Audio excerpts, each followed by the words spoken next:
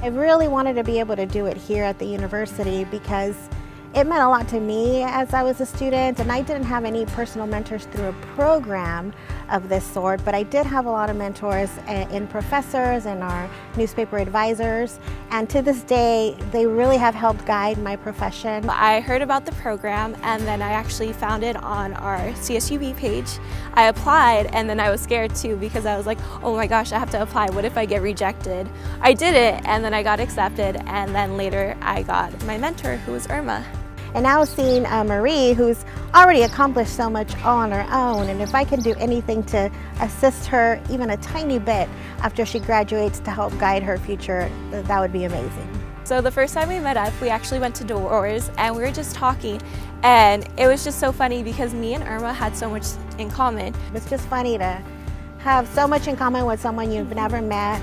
And the first day we clicked over ice cream, because of course who doesn't love ice cream, and just found out all the things we had in common.